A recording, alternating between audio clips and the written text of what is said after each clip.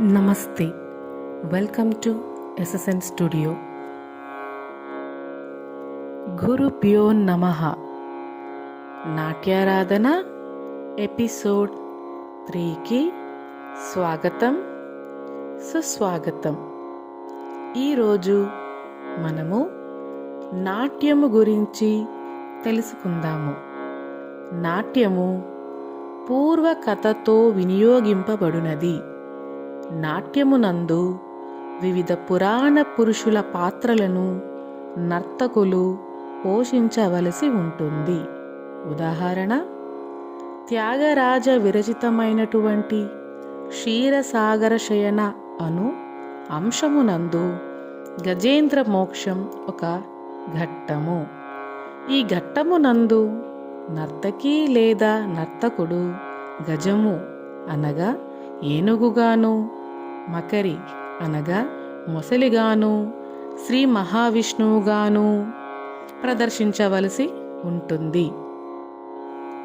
నారీమణికి చీరలిచ్చెనని నాడే విన్నానురా అను సాహిత్యమును పాడుచున్నప్పుడు నర్తకి ధర్మరాజు, దుర్యోధనుడు పాచికలాడడము అనగా ధర్మరాజుగాను, దుర్యోధనుడుగాను మరియు శకుని, దుశ్శాసనుడు, ద్రౌపది, కృష్ణుడు మొదలగు బహుపాత్రాభినయము చేయవలసి ఉంటుంది.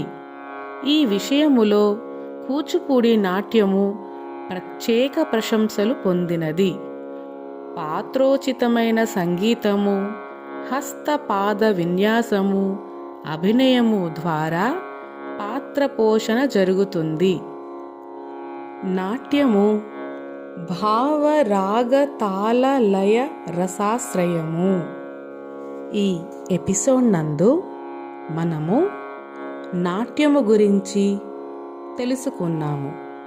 తదుపరి ఎపిసోడ్ నందు మనము త్రివిధాత్మకమైన నాట్యములోని లాస్యము మరియు తాండవము గురించి తెలుసుకుందాము.